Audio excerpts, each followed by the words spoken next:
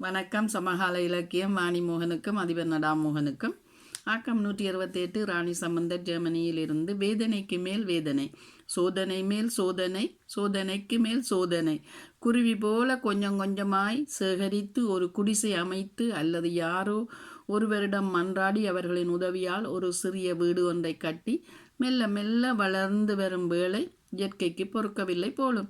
ஏற்கனவே சுனாமி வந்தும் பேரழிவு சந்தித்து பல குடும்பங்கள் தம் உறவு சொத்து என பலவற்றையும் இழந்து வேதனைப்பட்ட நிலையில் இனப்பிரச்சினை காரணமாகவும் பல உயிர்களை காவு கொண்டதும் அங்கும் உறவுகள் உரிமைகள் இழந்த போதும் வேதனைக்கு மேல் வேதனையே, சொல்ல முடியாத துயரமே.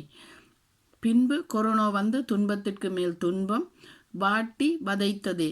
மெல்ல மெல்ல உயரும்போது ஏதோ ஒரு குழப்பமாய் வந்து மக்களை கண்ணீரில் ஆழ்த்துவதும் நாம் என்ன பாவம் செய்தோம் என அலறுவதும் ஆண்டவன் காதில் விழவில்லை என கதறுவதும் அலறுவதும் கதறுவதும் பரிதாபமே. இது மட்டுமல்ல, தென்னை வாழை மரங்கள் புயல் காற்றில் சரிந்து விழுந்து சேதமாக்குவதும் பயிர்களில் வெள்ளம் புகுந்து பயிர்களை அழித்து விடுவதும் வீட்டுக்கூரை பறந்து போனதும் வீட்டில் வெள்ளம் வந்து நிறைந்து மக்கள் எங்கே போவதென்று தெரியாது பாடசாலை கோயில் என்று அங்கே தங்கியிருப்பதும் விரைப்பினால் அவதிப்படுவதும் பெரிய வளர்ந்தவர்களும் வயோதிபர்களும் குழந்தைகளும் அவதிப்படுவதும் யாழ் மட்டக்களப்பு தென்னிலங்கை பகுதியிலும் பலத்த மழை தொடர்ந்து பெய்வதால் ஒரே சோகமயமாக இருப்பதாக அங்கிருந்து மக்கள் தெரிவித்துக் கொள்கின்றனர். நன்றி, வணக்கமுடன். ராணி சம்பந்தர், ஜெர்மனியில் இருந்து.